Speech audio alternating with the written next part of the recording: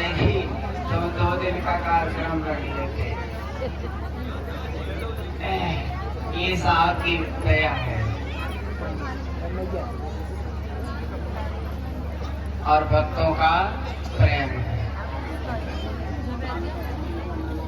देखिए, हम लोग सभी जानते हैं कि संसार में जो आता है उसे अवश्य संसार से जाना पड़ता है।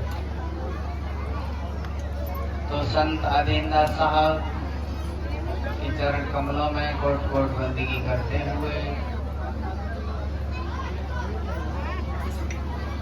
सतलोक गमन कर गए थे 23 मई को। तो उनके विषय में ये जलावा चौका आरती कराया गया है। सदगुरु कबीर कहते हैं, जो उगे सो आत्म फूले सो कुमलाए, जो जामे सो मर्त है, चूने सो ढह जाए।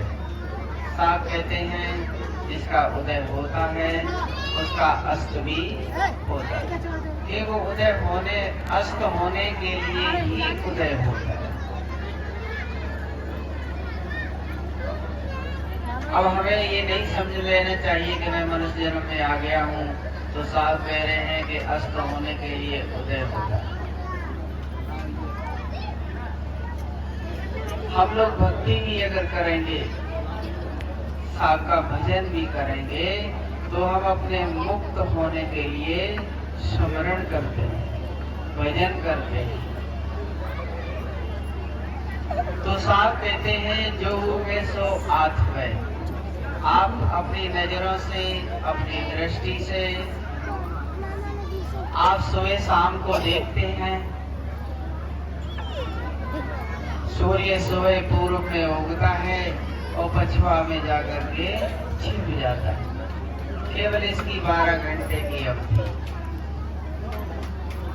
और हम लोगों को किसी को 60 बरस मिले, किसी को 70, किसी को 80, किसी को 90, किसी को 100, कोई 110 में चला जाता है। विशेष नियम संयम कर ले तो 120 वर्ष। तो इसलिए साहब समझाते हैं, जो उगे सो आत्मा। सदगुरु कबीर इस धरा पर, इस संसार में आए और साहब ने जब इस संसार को छोड़ने का एक निर्णय लिया और संसार को दिखाया कि संसार में जो आता है उसे अवश्य जाना। इन सदगुरु कबीर के हम शरण में हैं। साहब भी 120 वर्ष की अवस्था में मगहर में काशी से मगहर